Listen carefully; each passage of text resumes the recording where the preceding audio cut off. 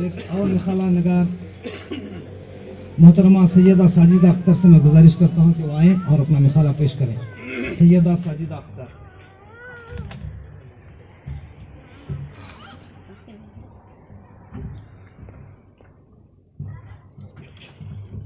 صدر جلسہ، مہمان خصوصی، حاضرین جلسہ، السلام علیکم.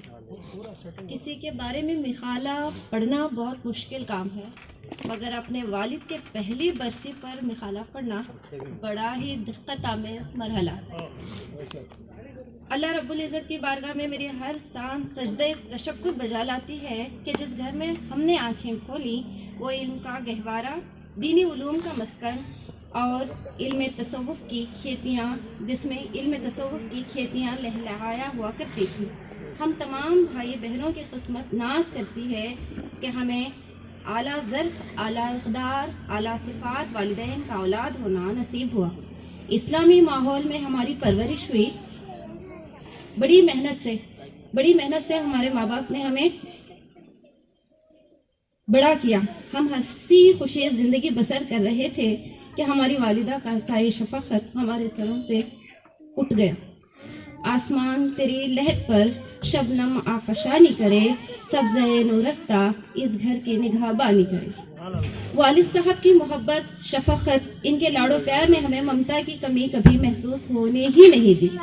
آپ کی ردائے رحمت کے زیر سائے ہم بھائی بہن اپنی تعلیم و تربیت پاتے رہے، ترقی اور کامیابی کی طرف گامزن ہوتے گئے، اپنے پیروں پر کھڑے ہوتے گئے. وہ ہم بچوں کو صرف اعلیٰ تعلیم دلوانے کی قائل نہیں تھے، بلکہ اعلیٰ اقدار، سلیقہ مندی، انکساری، خوش اخلاقی سکھانا ان کا مقصد رہا. وہ اکثر کہا کرتے تھے کہ زبان کا خراب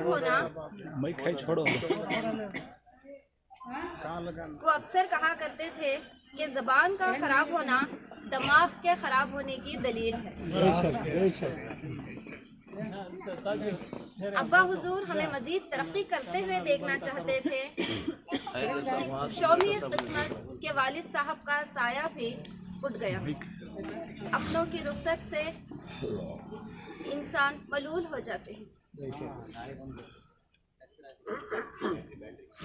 ایسی حالت میں ہمارے چچا سید سرخزی سید قمر الدین قمر نے ہمیں بہت صبر کی تلقین کی،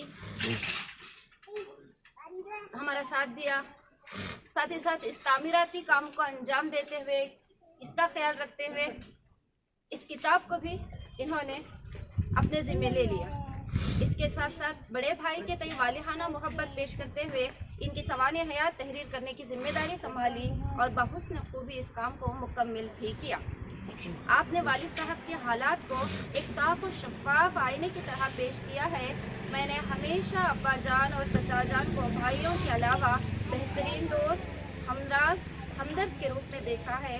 دونوں ایک ساتھ بہت خوش نظر آتے تھے. شہر کے باہر جہاں بھی جاتے دونوں ساتھ جاتے.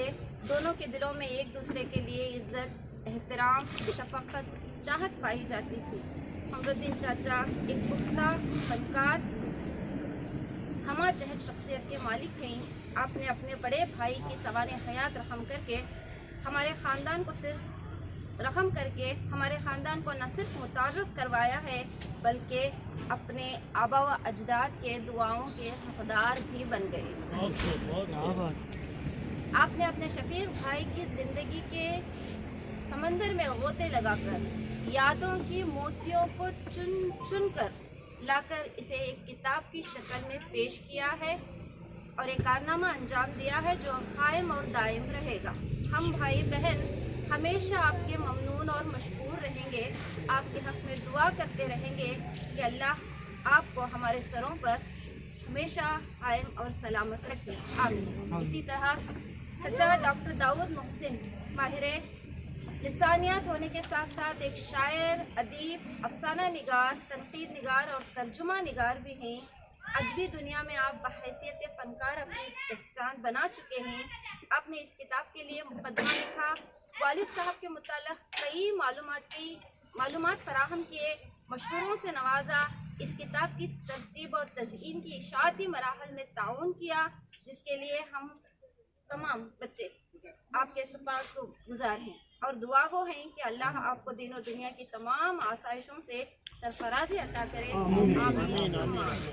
ہمارے ماموں غوث پیر ہمدرد صاحب نے اس کتاب کے لیے ایک جامع مضمون لکھ کر والد صاحب سے اپنی دوستی کا ثبوت پیش کیا ہے۔ اس کا شکریہ ادا کرتے ہوئے ان کا بھی شکریہ ادا کرتے ہیں جتنے بھی قلمکار والد صاحب کے متعلق مضامین لکھے اور منظوم منقبتیں لکھی ہیں، ان تمام لوگوں کے بھی ہم شکر گزار ہیں۔ اللہ آپ تماموں کو صحت والی عمر درازی عطا کرے۔ آمین۔